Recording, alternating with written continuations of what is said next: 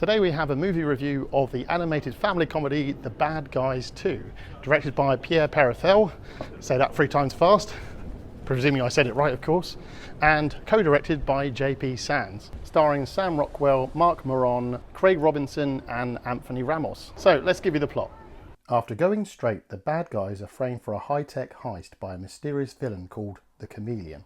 To clear their names, they must return to their sneaky ways using disguises and gadgets in a daring mission. Along the way, they face tough choices about who they really are, bad guys or good guys in disguise.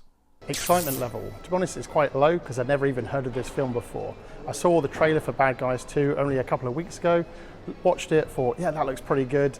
Of course, made me laugh throughout. It looks like it's got the kind of humour that appealed to adults as well as kids. So fingers crossed, this is going to be good. Only has to be funnier than Smurfs. I've got to stop digging on that film, but to be honest, it's already beaten that because I laughed during the trailer. Just a little background for those of you going in like myself, watching this without having seen the first one.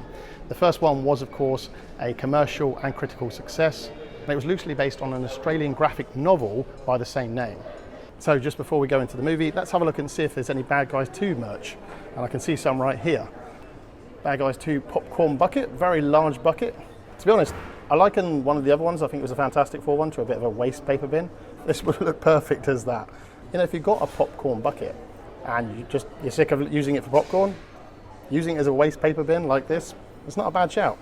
That's literally all I can see, but and there's the deal on that. So you can get a popcorn bucket and a drink with that. But yeah, it's just the singular bucket available. It looks all right, but it's nothing too amazing. So now let's go in, fingers crossed. I'm in for a good time. What do you reckon?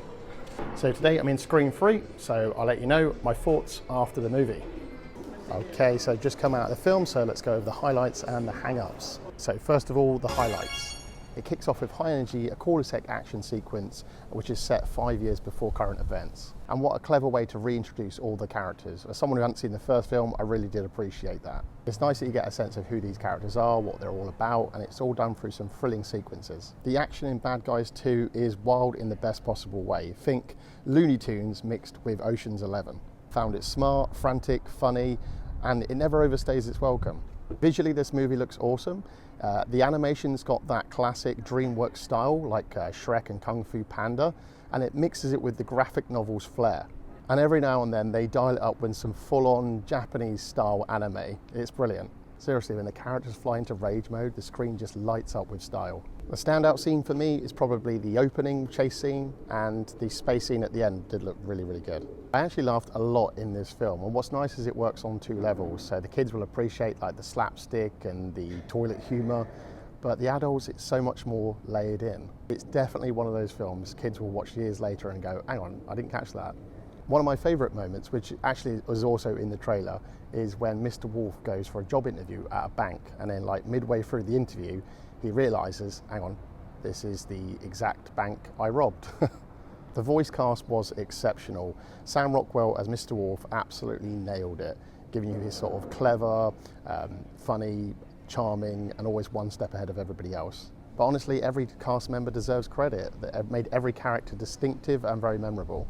I liked how it explored themes of redemption, second chances, and how society just judges people based on assumptions. But what's nice is it did it in a very unpreachy way. And finally, I thought the pacing was solid throughout most of the film. Hang-ups. I did feel the last part of the movie didn't hit as hard emotionally or as energetically as the rest of the film. The characters kind of leave their typical high setting, and it does go a little off the rails towards the end, and it doesn't quite match up to how the movie started. Now, there probably is too many characters in this story, although like Mr. Wolf and Mr. Shark definitely get a lot of screen time. Other characters just don't get as much depth. And unfortunately, the weakest is probably the villain Kitty Cat, who just comes across very one note. Final rating. So whether you're coming into this fresh like me, or you've seen the first movie, this film has plenty of style, laughs and heart to keep just about anyone entertained. It's a very good, fun action adventure with lots of smart comedy. Definitely go see this film. In fact, I might even seek out the first one. I'm going to give The Bad Guys 2 4 stars. Have you guys seen The Bad Guys 2? If you have, let me know in the comments below. Also, let me know if you've seen the first one and maybe this one, and which one's the best out of the 2. So guys, if you enjoyed the video, press the like and subscribe button, and you can also check out my other playlists of other movie reviews, including ones on movie attractions, movie rankings and movie locations. Thanks again. I'll see you guys in the next video.